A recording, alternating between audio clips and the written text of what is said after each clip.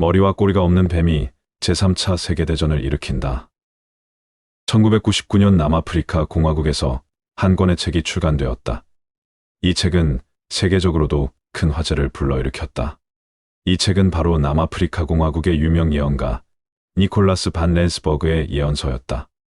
니콜라스 반 렌스버그는 1864년 남아프리카 공화국 연방의 아토스달 근처 리에쿨리의 한 농장 마을에서 태어났다. 니콜라스는 집안이 많이 가난했던 탓에 글을 배울 수가 없었다. 글을 전혀 몰랐던 니콜라스는 어렸을 때 어머니가 읽어준 성경의 내용만을 겨우 알고 있었고 신문이나 책은 전혀 읽을 수 없었다. 그런데 신기하게도 그는 전 세계에서 벌어지는 중요한 사건들을 알고 있었고 미래에 대해 예측하는 능력도 천부적이었다고 한다. 그리고 이러한 니콜라스의 예지 능력은 남아프리카에서 전쟁이 일어나면서 점차 주목받기 시작한다. 1899년 남아프리카의 최남단인 케이프 지역은 네덜란드계 백인이었던 보어인들이 지배하고 있었다. 그들은 그 지역에서 금광채굴을 하고 있었는데 어느 날 엄청난 양의 금맥이 발견되었고 강변에서는 다이아몬드까지 나오기 시작했다. 그때 남아프리카의 다른 지역은 영국이 점령하고 있었는데 이러한 소식을 알게 된 영국은 자신들이 그 땅을 차지하기로 마음먹는다. 그렇게 해서 이곳을 차지하기 위한 영국과 보어인들 간의 보어 전쟁이 시작되었다. 이때 나이가 30대였던 니콜라스 발렌스버그는 이 전쟁에서 보어군으로 참전하게 된다. 그런데 이 전쟁 중에 그의 놀라운 예지 능력이 드러나게 된다. 그는 영국군이 언제 어떤 경로로 공격할지를 예지하고 큰 전투가 발생할 것을 미리 알리기도 했다. 니콜라스의 이런 능력 덕분에 보어군은 병력에서 크게 열세였음에도 불구하고 영국과의 전투에서 여러 번에 걸쳐 승리하게 되었고 전쟁에서 우위에 서게 되었다. 그런데 이때 니콜라스는 협정에 대비해야 한다고 말했다. 그리고 의아하게만 여겨졌던 그의 예언은 실제로 적중하게 된다. 영국은 실제로 보어군에게 휴전협정을 제안했고 전쟁은 끝이 났다. 그 후에도 니콜라스가 본격적으로 예언을 한 것은 아니었다. 그 후 시간이 한참 흘러 니콜라스가 50대의 나이가 된 1911년경. 그는 신비하고 특별한 경험을 하게 된다. 그는 어느 날 자신의 어두운 방에 앉아 있었는데 갑자기 눈부시게 빛나는 환영을 보게 된다. 그것은 미래에 대한 환영이었다. 그때부터 그는 미래에 벌어질 일들에 대한 환영을 볼 수 있게 되었고 이를 통해 본격적으로 미래를 예언을 시작하게 되었다. 자신이 환영에서 본 것이 미래에 벌어질 중요한 사건이라는 것을 깨달은 니콜라스는 이를 딸에게 상세하게 이야기했고 그의 딸 안나는 그 모든 내용을 노트에 하나도 빠짐없이 기록했다. 니콜라스가 예언한 미래의 일들은 놀라울 정도로 정확히 실현되었고 니콜라스는 예언가로 널리 알려지게 되었다. 그러다가 니콜라스는 1926년 62세의 나이로 사망하게 된다. 그 후로도 딸이 받아 적은 예언서는 사람들 사이에 퍼지게 되었다. 그런데 제2차 세계대전 이후 니콜라스의 예언서는 사회에 혼란을 일으킨다는 이유로 금서로 지정되었다. 그리고 시간이 흘러 1999년 예언서는 금서에서 풀리면서 책으로 출판되었고 출판되자마자 큰 화제를 불러 모았다. 그럼 정확히 시연된 니콜라스 반 렌스버그의 예언을 몇 가지 살펴보자. 1914년에 한 나라의 왕세자 부부가 피살될 것이다. 그리고 그 사건으로 인해 많은 나라가 참전한 세계적인 전쟁이 될 것이다. 놀랍게도 니콜라스가 예언한 것처럼 1914년에 오스트리아 왕세자 부부가 세르비아인에게 암살당하는 일이 벌어졌다.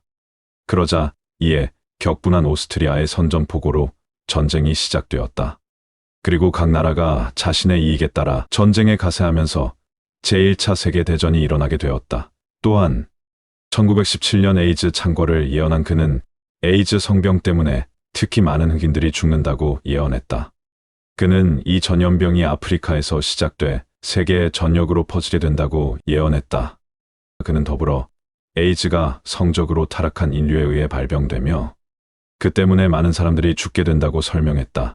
이 에이즈는 전 세계인 4천만 명 이상을 감염시켰고 약 2천만 명 이상 사망자가 발생했을 만큼 무서운 전염병으로 아직까지도 확실한 치료제는 나와 있지 않은 상태이다. 1929년에 소가 끄는 마차바퀴 같은 것으로 사람들이 엄청난 고통을 받게 될 것이다. 1929년은 대공황이 일어난 해로 수많은 사람들이 직업을 잃고 거리로 내몰렸다. 그리고 니콜라스가 말한 바퀴처럼 생긴 것은 당시 미국의 증권시장에서 사용하던 그래프와 아주 흡사한 모습이었다고 한다. 또한 1919년도에 오랜 후에 일어날 사건을 예언했는데 영국의 귀족인 네 부인이 남편과 이혼하고 그녀로 인해 영국 사회가 떠들썩해진다. 얼마 뒤 교통사고로 사망하게 되는데 그녀의 죽음은 많은 영국인들에게 큰 충격을 안겨주게 된다. 여기서 말한 영국 에드는 영국의 왕세자비였던 다이애나였다.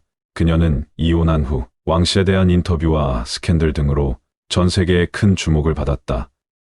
그러다가 1997년에 자동차 사고로 인해 갑작스럽게 사망했다. 연이어 그의 예언을 더 살펴보자.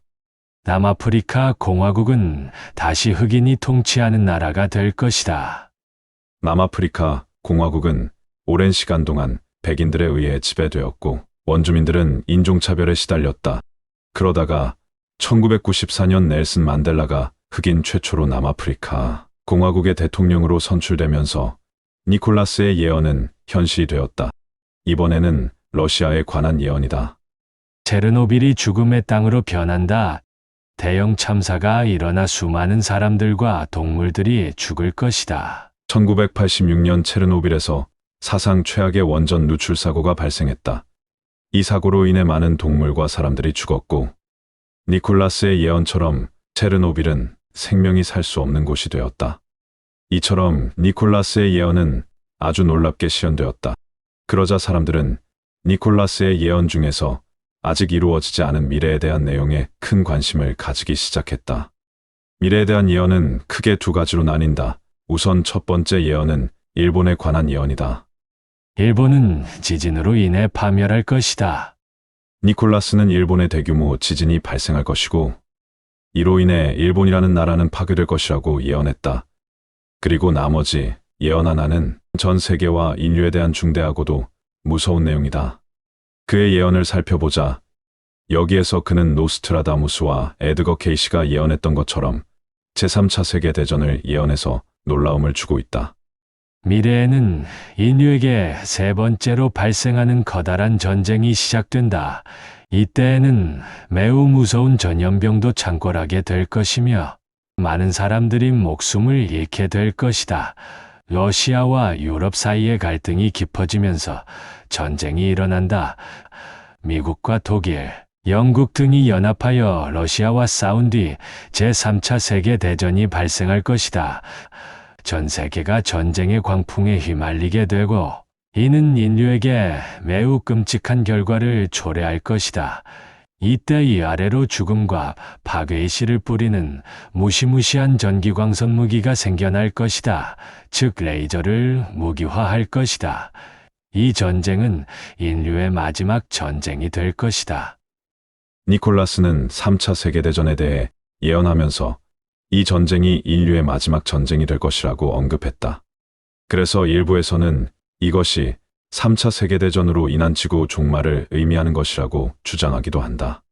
그리고 니콜라스는 이에 대해 예언하면서 3차 세계대전에서 머리와 꼬리가 없는 뱀을 보았다고 말했다.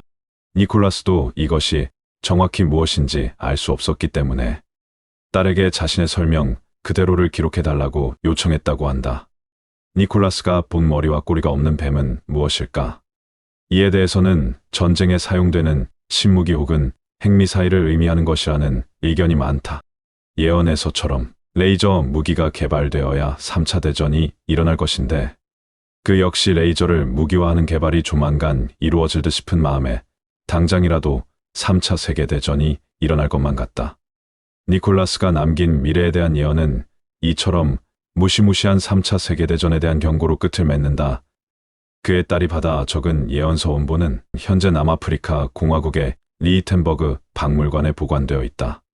모쪼록 내가 사는 날까지는 3차 세계대전이 일어나지 않길 바라는, 아니 영원히 전쟁이 없기를 바라는 간절한 마음으로 오늘의 영상을 마치고자 한다.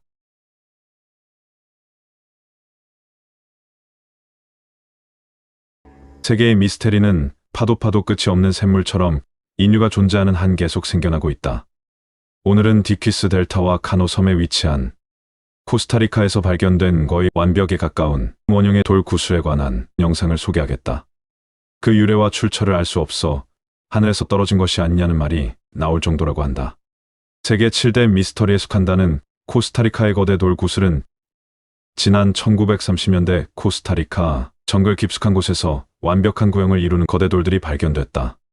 일반적으로 멸종된 디퀴스 문화에 기인하며 이스트모에서 콜롬비아 지역 사이에서 가장 잘 알려진 일종의 석조, 조각품이라 할 수 있다. 학자들은 코스타리카의 거대 돌의 유래와 만들어진 시기를 연구했지만 번번이 실패했다. 일반적으로 석재의 연대 추정 방법은 층위학이라고 불리는 방법을 쓴다. 이는 발견된 곳과 돌의 지층을 찾아내 그것으로 연대를 추정하는 방식이다. 하지만 코스타리카의 거대 돌들은 이미 원래의 자리에서 이동한 상태였고 처음 발견된 장소조차 찾기 힘들었다고 한다. 그래서 정확한 시기는 알 수 없다고 한다. 아마도 내 생각으로는 완벽한 구체이다 보니 지진이나 지층이 조금만 흔들려도 이동을 하지 않았을까 싶다. 그러다 어떤 돌 구슬은 굴러굴러 생판 모르는 곳에 떡하니 자리를 잡았을 테고 또 어떤 돌 구슬은 낭떠러지나 깊숙한 지형에 위치하기도 했을 것이다. 그나마 학자들이 유추해본 결과 현재 이 돌들이 기원전 200년에서 서기 800년 사이에 만들어졌으며 아구나스 부에나스 시대 유물로 디키즈 강 인근 탈라망카 산맥에서 만들어져 키키즈 강 인근으로 옮겨져 왔다고 추정하고 있다. 이것은 어디까지나 추정일 뿐이다. 일각에서는 오랜 세월 동물의 뼈에 광물이 쌓여 동그랗게 굳어진 것이 아니냐는 의견도 제기됐다. 글쎄, 이 가설은 쉽사리 이해가 가지는 않는 가설인 듯하다. 그래도 나름 전문가들이 가설을 내놓았으니 그럴 수도 있겠구나 라고 생각만 할 뿐이다. 한편 현재 신의 돌이라고 불리는 코스타리카의 거대 돌 구슬은 지난 2014년 유네스코에 등재된 상태다. 이 돌 구슬을 두고 현지에서는 스페인어로 라스볼라스로 부른다. 풀이하자면 신의 구슬이라는 뜻이라고 한다. 돌 구슬들의 크기는 지름이 몇 센티미터에서 2미터를 넘는 것까지 다양하고 무게는 최고 25톤에 달한다. 현재 돌 구슬은 300여 개 남짓 남았는데 재질은 대부분이 반려암이고 석회암이나 사암도 덜어있다. 돌 구슬의 제작 시기는 대체로 8세기부터 16세기 초 코스타리카 지방에서 번성한 디키스 문화의 시기와 겹치므로 디키스 문화의 유산으로 여긴다. 하지만 일부 돌 구슬이 기원전 2세기 제품인 듯한 도자기와 함께 출토된 적이 있어서 다른 문명의 유물이 아니냐는 설도 나왔다. 콩키스타도르가 진출한 이래로 돌 구슬들은 한동안 잊혔는데 1930년대에 코스타리카의 정글에서 바나나 농장 개간 작업을 하던 인부들이 200여 개의 돌 구슬을 발견하여 다시 세상에 알려지게 되었다. 콩키스타도르란 스페인어로 정복자라는 뜻이다. 당시 인부들은 숨겨진 엘도라도의 황금 이야기에 혹하여 구체의 구멍을 뚫거나 다이너마이트로 폭파시키기도 했다. 세계 곳곳에서 발견되는 돌구체 유물 중에서도 유난히 완벽한 구에 가까운 형상이다 보니 외계인이 만들었다느니 초고대 문명의 잔재라느니 하는 이야기가 많이 나왔다. 돌 구슬을 과연 무슨 목적으로 만들었는지 등은 아직 결론이 나오지 않았다. 어떤 거대한 돌 구슬은 AD 1000년 이후의 것으로 금 장식품과 함께 묻힌 매장지에서 발견되기도 했다. 또한 키리키 시대의 도기 유형임 부에노스 아이레스 폴리크롬 조각을 포함하는 지층에서도 발견이 되어 제작 시기를 짐작할 수 있었다고 한다. 아직까지도 완벽한 구형으로 제작된 구형 돌덩어리들이 과학계의 주목을 받고 있다. 라스볼라스로 불리는 이 구형 돌 구슬은 미국 캔사스 대학교의 인류학자인 존 후프스 연구팀이 연구를 위해 최근 코스타리카를 방문하고 돌아온 후 언론을 통해 보도되면서 다시 화제가 되었다. 서기 600년에 처음 제작된 것으로 이 구형 돌들은 1930년대 코스타리카 정글에서 바나나 농장 개간 작업 중 인부들에 의해 발견되었다. 현재 약 300개가량이 남아있는데 큰 것은 직경이 약 2.4m에 달하고 무게는 16톤이라고. 연구팀은 이 돌들이 유네스코 세계문화유산에 등재될 만한 가치가 있는지를 조사했고 결국 2014년도에 유네스코에 등재되었다. 현대 기술로도 다듬기 어려운 아주 정교하고 완벽한 구형태를 갖춘 돌 구슬은 스페인이 코스타리카를 정복한 후 이 돌 구슬을 만든 사람들도 사라져서 조사가 어려웠는데 이 돌 구슬은 만든 이는 동부 온두라스에서 콜롬비아 북부에 이르는 원주민들로 서로 분산된 거주지에서 살았던 부족들의 조상으로 추정할 뿐이다. 현지 부족민들 중 대다수는 전설의 아틀란티스인들이 이 거대 돌 구슬을 만들었다고 생각한다고 한다. 분명한 것은 현대 기술로도 결코 쉽지 않는 화강암, 원형 조각 기술에 대해서는 아직까지도 명확한 이야기를 들을 수 없는 탓에 실대 미스테리에 올라 있다고 한다. 그렇다면 돌 구슬은 어떤 용도에 쓰려고 만들었을까? 물론 명확하게 밝혀진 것이 없어 전문가들은 온갖 추측을 내놓았으나 그 중에서도 가장 그럴싸한 가설 중 하나를 소개하겠다. 많은 구슬들의 배열 모습을 통해서 천문과 관련된 것으로 추측하고 있기도 하다. 어떤 구슬들은 4개씩 한 그룹을 이루고 있기도 한데 이 구슬은 북쪽 방향을 가리키는 선으로 배열된 것으로 보아 그때 당시 나침반처럼 사용하기 위하여 제작되었을 것이라는 추측도 있다. 또는 돌 구슬의 크기에 따라 계급이나 왕권을 의미하기도 한다고 했고 또 다른 추측은 그저 일반 사람들이 자신들의 지위의 상징이나 부족의 상징으로 쓰였을 것이라는 추측도 있다. 구체가 처음 발견되었을 때 구체 안에 숨겨진 금이 있다는 소문이 있었기 때문에 인부들이 구체의 구멍을 뚫고 다이너마이트를 사용해 폭파시켰는데 당국이 개입하기 전까지 많은 돌 구슬들이 파괴되었다고 한다. 그나마 공신력 있는 캔자스 대학의 고고학자 존 후프스에 따르면 공은 통제된 파쇄와 쪼아내기 및 깔기의 조합을 통해 둥근 바위를 구형으로 줄임으로써 만들어졌을 가능성이 크다고 했다. 그러나 그들의 문명은 스페인 정복 이후 사라졌을 것이라고 내다봤다. 현재는 모든 구슬이 원래 위치에서 이동하여 고고학적 상황과 가능한 정렬에 대한 정보가 없어 더 이상의 연구는 이루어지지 않고 있고 대다수의 돌 구슬은 주기적 연소로 인하여 표면이 갈라지고 침식이 되면서 손상되어 가고 있다.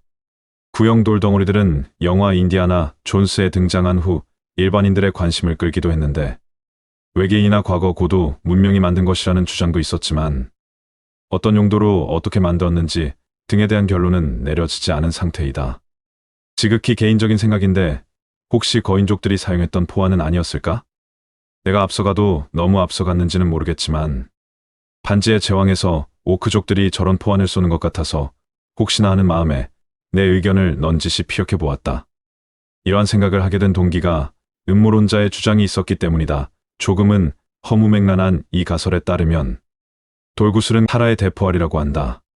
천둥의 신이었던 타라 또는 틀라치케는 바람과 허리케인의 신이었던 소케스를 이 땅에서 몰아내기 위해 거대한 주관을 사용하여 공을 쏘았다고 한다. 아무튼 그렇다면 쏘긴 쏜 거였네. 오늘날에는 거의 모든 구체가 원래 위치에서 옮겨지거나 제거되었으며 대부분 코스타리카 전역에서 귀중한 잔디장식용으로 쓰이고 있기에 더 이상의 연구는 어렵다고 한다.